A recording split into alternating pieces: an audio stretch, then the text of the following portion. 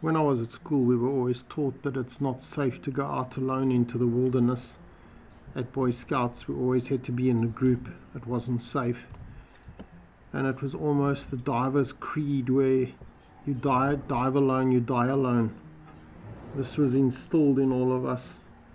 And there still seems to be a lingering idea that it's reckless to go out by yourself, whether that be in your 4x4, whether it be hiking, climbing, whatever you do. I believe that traveling alone, it's almost like an ancient calling to go into the wilderness and to find yourself. And it's also nice just being by yourself, where you can think and explore and plan. So why go solo? In my case, making films is not really everybody's cup of tea, and very often you'll have 3, 4, 5 takes of a scene, and you'll stop and put the camera down and reverse and drive back and redo it and go back again. And unless the person with you is also making films, it's really of no interest to them, and people get bored and unpleasant very quickly. Also, you might want to do things that other people don't want to do, and you can focus more on your ideas and your plans. If you want to just sit on a rock and watch the river, or sit around the fire until 3 o'clock in the morning watching the stars, you can do it if you're alone. You don't have to fit in with other people's rules. Once your friends start having kids, it's not as easy as it was, and you'll find somebody and suggest going on an adventure for a day or 2 or 3, and there'll always be a story. What about this? What about that? What about the kids? What about the tennis? Got to have somebody to look after the dogs and the cat and the canary and everything else. And you just come to the decision that it's easier to do everything alone. So when I say alone, it's normally my wife and I, so it's just the two of us. But there are occasions where I go alone, and I think when you go alone, you're a little bit more cautious. I won't do crazy things if I'm alone, and I double check the tides. Many years ago, I was traveling with a friend.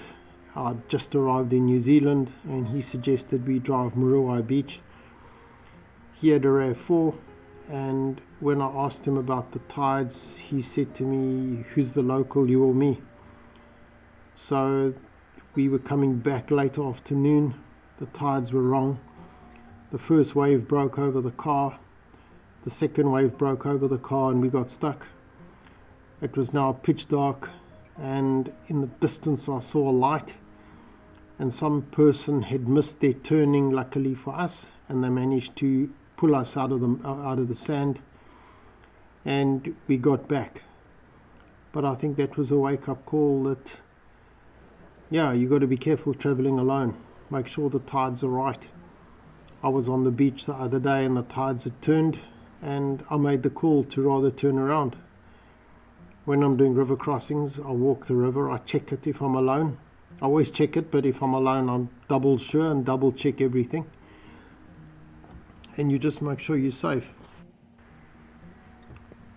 In New Zealand, we're very privileged, where we don't have snakes, we don't have predators or 4-legged predators. There's no bears, there's no coyotes, there's no lions, there's nothing. And sleeping outside on your stretcher next to your vehicle is not an issue. Although I must say, I slept next to my vehicle in Namibia and South Africa probably 50, 60 times, and nothing ever worried me.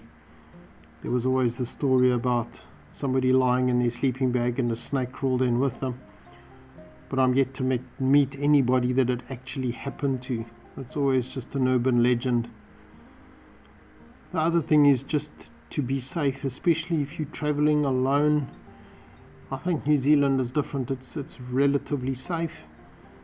But in other places, don't advertise the fact that you're alone. And especially if you are a woman, You don't want to let everybody know that you're traveling alone and possibly vulnerable if you're camping in the middle of nowhere or you're on a wilderness trail by yourself. Saying that, you hear about all these people that are doing the Appalachian Trail or the PCT and nothing ever happens. So I think it's also luck of the draw. But anyway, traveling alone, I love it. I think it's fun. You get to know yourself, you get to think, and you get to see the stars, and you don't have other people, which is sometimes quite pleasant. That probably makes me sound antisocial, but maybe I am.